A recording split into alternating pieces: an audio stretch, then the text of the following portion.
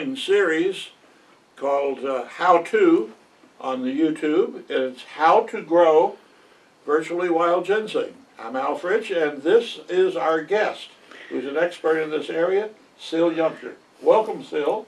Well, Father, I'm glad to be here, and All right. Thank you for having me. Okay. Well, we're really going to talk about something that's close to your heart, which is ginseng and virtually wild.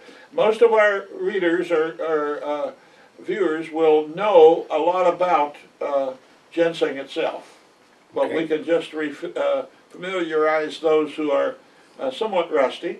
But we will go more or less into why you have a certain type of approach to growing ginseng that others do not. Okay, very good. Okay. Why don't you just tell us in general about ginseng and its value and so forth? Well, its value, that which is grown here in the Appalachian area, is that value is well known to the Asian, and that value is very stable because they themselves have no forest like it, and So it is a plant which is it the same as the Asian plant or slightly different? The five-leafed? it is slightly different.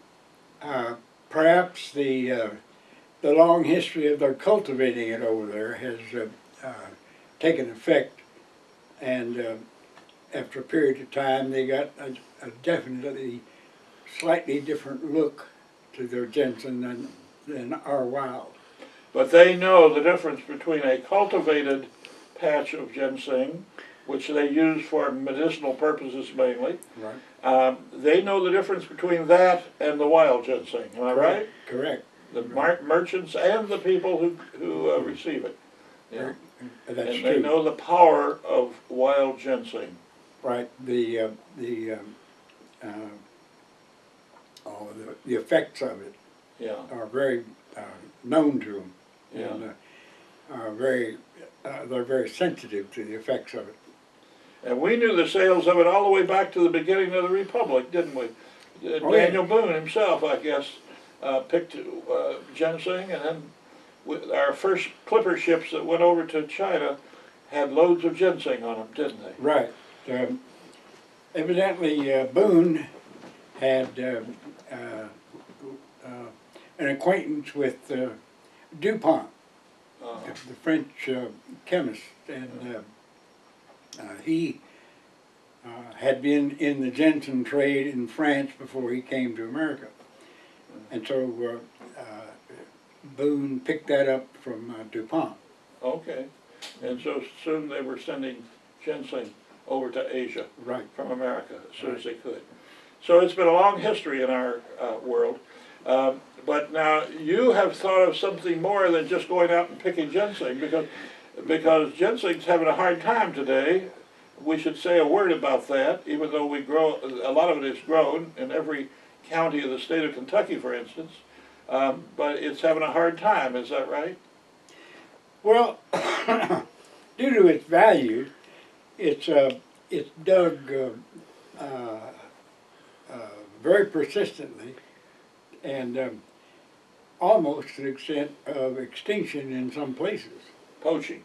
Poaching, right. Where people want to get it before the season is proper for it in latter summer, and right.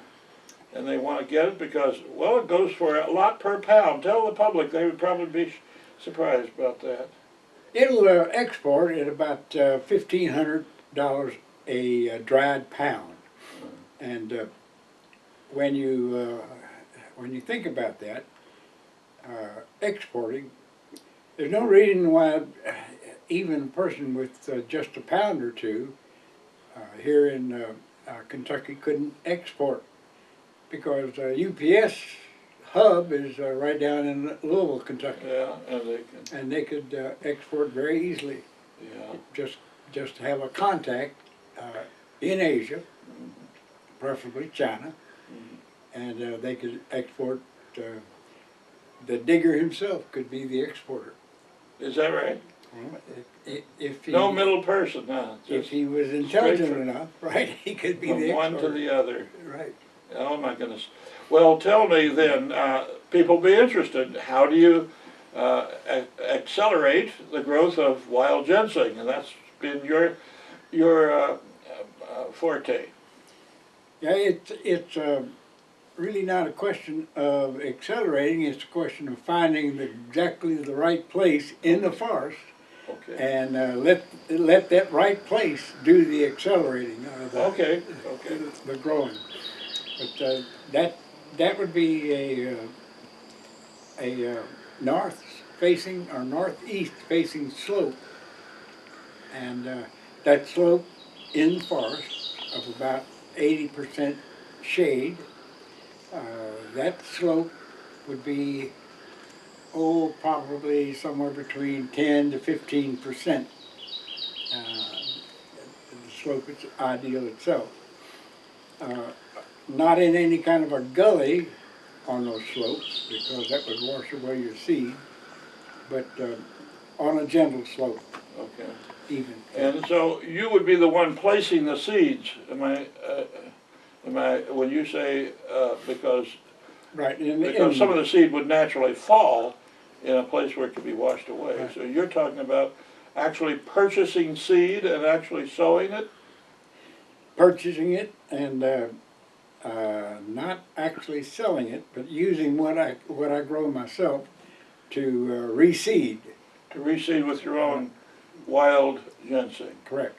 Okay. Now, what is, besides poaching, there is another problem, am I right about that? A wildlife problem? Well, yes, there are a number of vermins, you might say, are wildlife that do like the taste of ginseng. The turkey is probably the most destructive because they like that red berry that grows in the fall, and their craw crushes it and makes it unviable. Mm-hmm. And now a regular bird eating that doesn't bother that seed. When they pass that seed, it's still They viable. swallow it whole and they don't destroy the seed. Right. Oh. It's still viable. So you could have all the birds in the world that are small birds and eating Right. ginseng seed, and they're only scattering it, is that right? Correct. Yeah. But moles and voles are other, subterranean type of,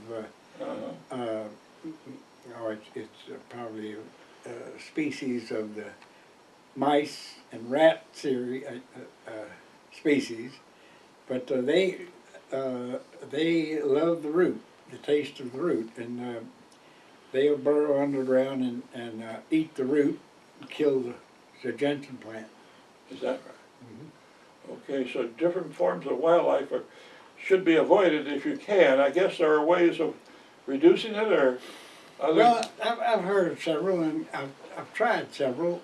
I don't know really how effective they are, but one idea I picked up from old growers was I take chewing gum. They recommended juicy fruit chewing gum for some reason or other, and bite it and chew it a while, and then stick it in the ground about root level, which means about 1/4 inch below the surface of the ground. And these voles would eat that and cause a stoppage of their hydration or their breathing. Yeah, Actually kill them with and it. kill them. My goodness. Well, that's a good way of doing it. So you'd have that, and they would prefer that to the ginseng root? Evidently, that juicy fruit taste is something that really attracts them. Well, that's a good thing to know. As far as the turkey goes, I guess you just want them for Thanksgiving, or you have to, there is no easy way on turkeys, are there? Correct. There's no easy way, and today we have enormous numbers. they're more prolific every year. Really? Every year. So it's really threatening the ginseng. Right. You can tell that they're more prolific every year because every year the Fish and Game people extend the hunting season on turkey. Just in order for them to Right. be thinned down a little bit. To try to keep it at a certain level, you know. Right. You know, people may not realize if they're not in the country area too much that they congregate by the hundreds sometimes, or huge numbers. I've seen them go from one side of the road to the other in a flock that looked like Niagara Falls. I have too, and so I know what you mean. It is a problem, but now virtually wild means that you're really trying to, in some way, protect and accelerate the market and or the harvesting by some means. So what do you do exactly besides sow seed? Well, first you do I do a map study, Okay. a topographical map study of the area, and select those areas that have the right face, Okay. the northeast face, and if you're good at interpreting contour lines, you can tell the right slope. Okay. And so those, that's the first thing, is a map study. Go to those areas that you've circled, Yeah. and see if they have the right amount of forest, and that they have the right amount of shade. A dapple shade on the forest floor of about 80% shade is ideal. But those are my methods of locating good locations for virtually wild ginseng. Okay. Virtually being you're the one doing it. It's just not done by nature alone. You're Right. helping nature. Right. Okay, so then you plant seed or take and collect some of your own wild seed, and you'll put it in those areas. What else do you do? Do you Well, collect the soil in some way or something? you can stratify your seed, that is your seed that's still in a berry. You collect all these berries and put about 1 inch of sand in a plastic bucket, you know, one of these 5-gallon buckets, and then scatter the seed around on that sand. Then put about another 1 inch of sand over the top of that, and keep going as you pick them, as you pick these seeds until you've filled your bucket. Then you jab holes all around your bucket so that it gets the right same ambient moisture as the forest floor does, you know. And then you bury it in the ground, maybe with deep enough to where you have about 1 inch or 2 of soil over the top of it. And that is what you're doing there is letting your seed hibernate through that 18-month period it takes before it's ready to break open and grow a plant. So you're trying. It's what they call stratifying. So it's in the springtime, after 1.5 years, is when you would sow the seed. No, that the following fall. If you picked it during the fall, or let's say late fall, early winter, Okay. and stratified, Yeah. then you'd have to go all the way around to 1.5 years would take it back to the next fall. Okay. And our fall 2 years hence. Yeah. And then you pull it out of the ground and it would be ready to sprout. Okay. And so, but you also do something, I saw you take boards or branches and things and you lie them in areas around where it has been sown. Is that right? You actually try to protect it in some special way? Yes, after you get it in the ground at the correct depth, which is about 1/4 inch, then to keep it from washing out, and to maybe even also to provide additional shade, putting forest litter over the top of it, trashy branches, that sort of thing, would help that. All right. And then you just wait and let nature take its course, is that right? Correct? Correct. Usually you will harvest these 5 years, 10 years? Tell us about time. A minimum of 5 years. That's actually required by the state. Yeah. The state of Kentucky requires a 5-year-old root before you harvest. This allows a certain amount of time, or it doesn't really, the plant itself doesn't really start seeding until it's 4 or 5 years old. And so this allows for some propagation and continuation of the plant by requiring the 5-year growth. So what you're doing all this time is you're just protecting it.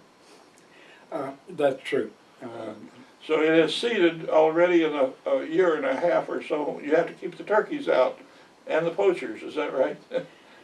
Yes, there's a problem with both.